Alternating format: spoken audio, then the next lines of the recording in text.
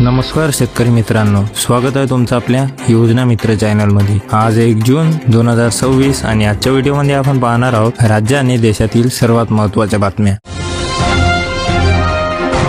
कृषी आणि बागवानी क्षेत्रात मजबूत करण्यासाठी अरुणाचल प्रदेश केंद्र सरकारकडे अतिरिक्त मदतीची मागणी केली आहे। खरीप अभियान परिषदेत राज्याचे कृषी मंत्री गॅब्रियल डी वांगसू यांनी पूर्वोत्तर राज्याच्या हवामानानुसार प्रमाणित बियाणे विकसित करण्यासाठी तसेच स्थानिक कंपन्यांना बीज उत्पादनाशी जोडण्यासाठी विशेष आर्थिक सहाय्य वाढवण्यावर भर दिला आहे।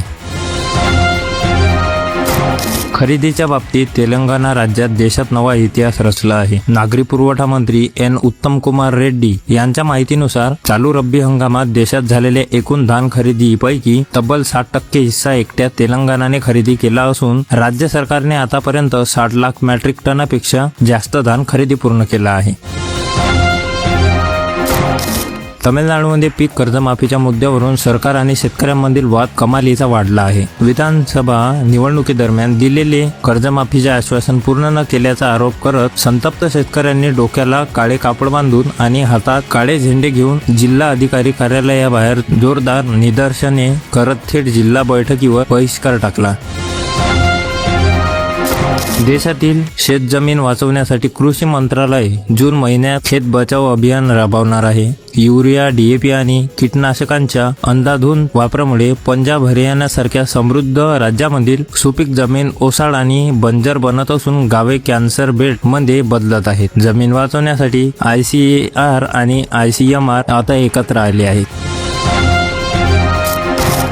सोलापूर जिल्हा दाते पंचांगानुसार यंदा मृग नक्षत्रात पाऊस चांगला राहील तर आद्रा नक्षत्रात पावसाची ओढ जाणवेल। जुलै महिन्यात पुनर्वसू आणि पुष्प नक्षत्रात समाधानकारक पाऊस होऊन नद्या व धरणांमधील पाणीसाठ्यात मोठी वाढ होईल तर मघा नक्षत्रात जनजीवन विस्कळीत होण्याचा अंदाज आहे।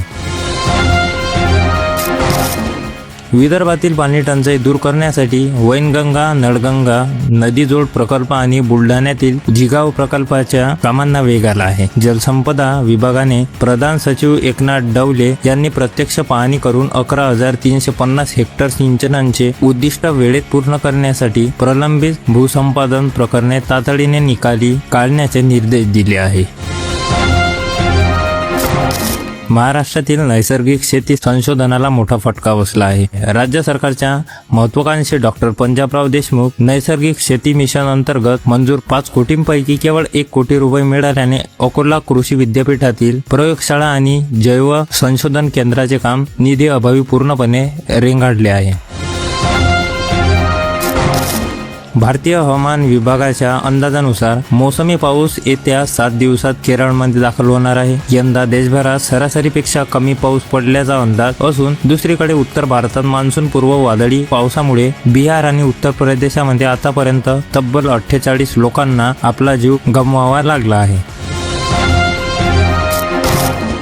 जळगाव जिल्ह्यात यंदा उन्हाने 24 वर्षाचा रेकॉर्ड मोडीत काढला आहे। 12 एप्रिल पासून सलग 47 दिवसांपेक्षा जास्त काळ जळगाव शहराचे तापमान 40 अंश सेल्सिअसच्या खाली आलेलेच नाही। गतवर्षीच्या मे महिन्याच्या तुलनेत यंदा सरासरी तापमानात तब्बल 6 अंशाची वाढ झाल्याने संपूर्ण जिल्हा होरपळून निघाला आहे।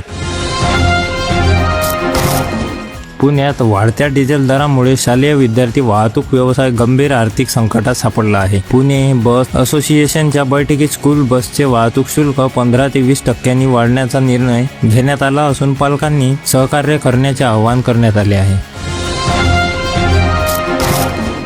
जुन्नर तालुक्यातील ओतूर परिसरात गेल्या 2 महिन्यांपासून तेजीत असलेल्या कोथिंबिरीच्या दरात मोठी घसरण झाली आहे। प्रति शेकडा 4,500 ते 6,500 रुपये मिळणारा भाव आता थेट 1,500 ते 1,800 रुपयांवर आल्याने उत्पादन खर्च काढणेही शेतकऱ्यांना कठीण झाले आहे।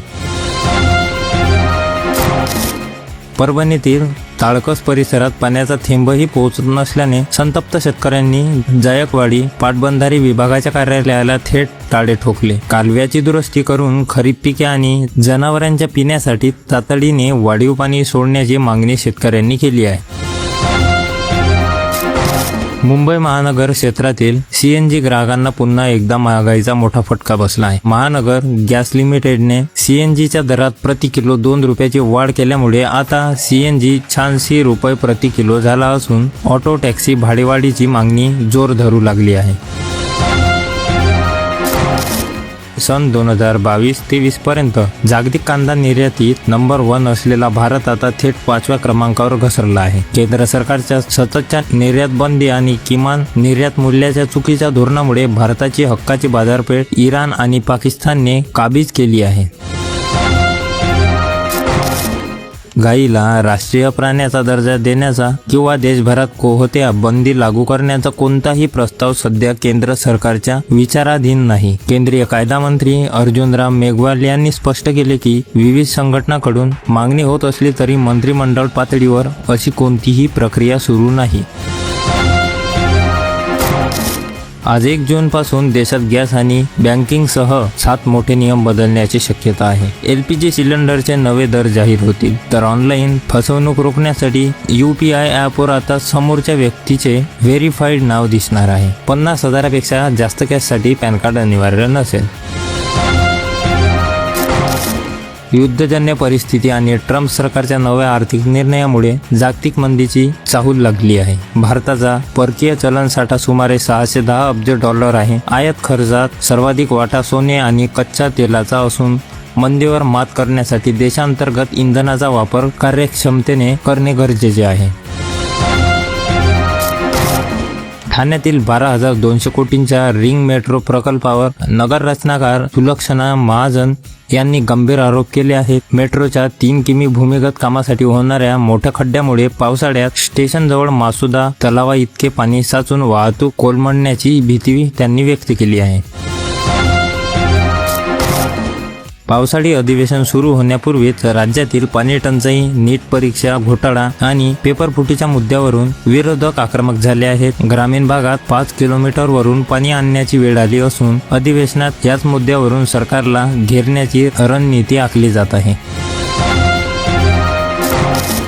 दक्षिण मुंबईतील प्रसिद्ध भुलेश्वर आणि पांजरपोळ परिसरात सुरक्षेचा प्रश्न गंभीर बनला आहे. अरुंद गल्ला, दुकानासमोरील मालाची गर्दी आणि विजेच्या लटकत्या तारामुळे येथे कधीही मोठी आग लागून संपूर्ण गल्ली खाक होण्याचा धोका व्यापाऱ्यांनी व्यक्त केला आहे. शेतकरी मित्रांनो, आजच्या बातम्या तुम्हाला कशा वाटल्या कमेंटमध्ये नक्की सांगा. व्हिडिओ आवडला असल्यास व्हिडिओला लाईक करा, शेअर करा आणि अशाच दररोजच्या शेतीविषयक माहितीसाठी आपल्या योजना मित्र चॅनलला सबस्क्राईब करून बेल आयकॉन नक्की ऑन करा. भेटूया पुढच्या व्हिडिओमध्ये. तोपर्यंत धन्यवाद.